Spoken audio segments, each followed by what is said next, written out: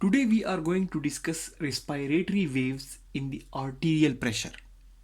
Respiratory waves in the arterial pressure. What are basically respiratory waves in arterial pressure?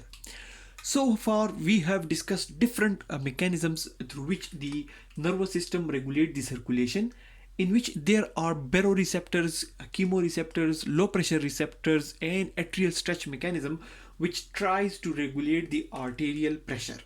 So the baroreceptor, chemoreceptor, the low pressure receptors, atrial stretch mechanisms, all of them regulate the arterial pressure with the help of nervous system. So that's why we discuss these things under the category of nervous regulation of circulation. Now, there is another mechanism or another phenomenon known as the respiratory waves. Now, what are basically respiratory waves? So, respiratory waves are basically with each cycle of respiration, the arterial pressure, with each cycle of respiration, the arterial pressure rises and falls around 4 to 6 mm of mercury in a wave like manner, causing the respiratory waves. So, if we have plotted the arterial pressure, if we have plotted the arterial pressure like this, we will see that there is around 4 to 6 mm of mercury rise and then fall, rise and then fall, rise and then fall, rise and then fall. Normally, the level will be around 100 mm of mercury, and these are basically waves or changes occurring in the arterial pressure. These are not changes occurring in the respiratory wave, rather these are respiratory waves in the arterial pressure, or these are slight changes up to 4 to 6 mm of mercury with each cycle of respiration. Like a person is breathing, so there are small changes, rises and falls, occurring in his arterial pressure. And these rise and fall in the arterial pressure in a wave like manner is called respiratory waves in the arterial pressure. Now, what basically causes the respiratory waves? What are the factors which are causing the respiratory waves in the arterial pressure? Why the arterial pressure is not like smoothly 100 mm of mercury? Why it is like fluctuating? So there are a lot of hypotheses. Some of the hypotheses or some of the experiments have shown that during breathing process, breathing signals basically spills over from the breathing or the respiratory center to the vasomotor center. In the brain, there is a respiratory center and there is a vasomotor center. So basically during breathing or during respiration, some signals basically spill over here from the breathing center to the vasomotor center. Now the vasomotor center is basically trying to regulate the arterial pressure. How is it regulating the arterial pressure?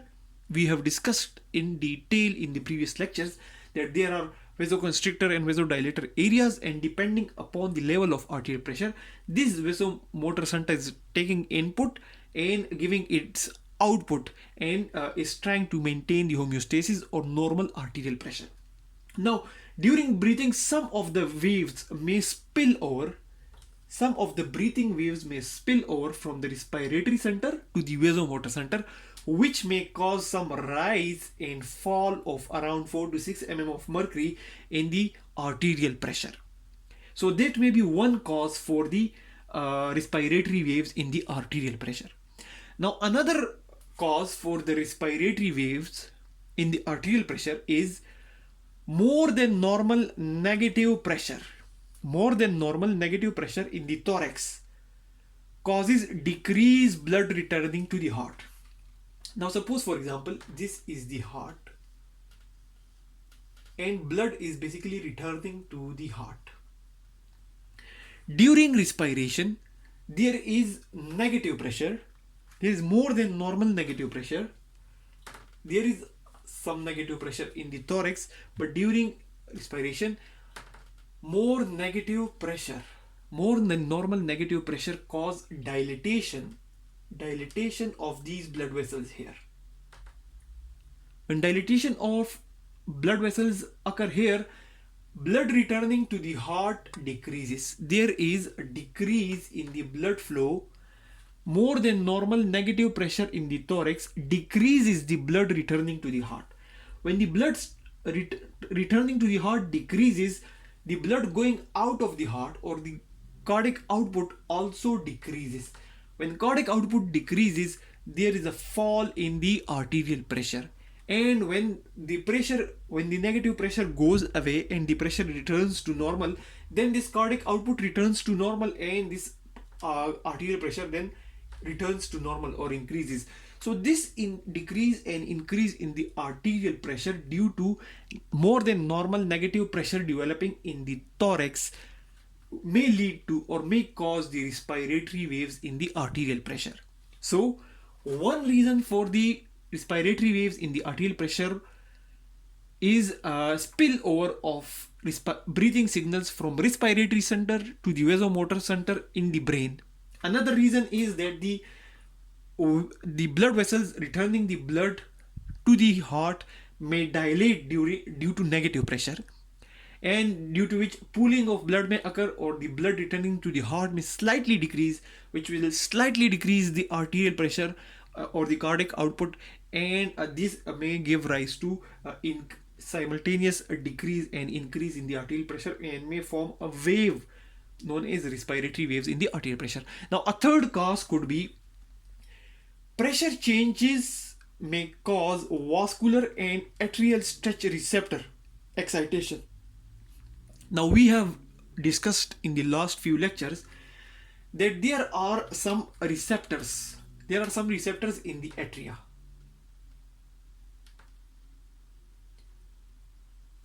which are sensitive to low pressure and high pressure. When the volume of blood returning to the heart increase or decrease, these changes may cause excitation of the atria and the stretch receptors present in the atria and the surrounding blood vessels, which may cause decrease in the arterial pressure through different mechanism. Like for example, we discussed that the low pressure receptors may send signal to the brain. Low pressure receptors may send signal to the brain. Similarly, stretch of the atria may cause volume loss, and similarly it may decrease reabsorption of fluid, or it may send signal to the brain to decrease the heart rate. So stretch of the vessels or excitation of the stretch receptors in the atria and in the vasculature may cause the increase or decrease in the arterial pressure, a slight increase and decrease in the arterial pressure during respiration, and this may cause respiratory waves.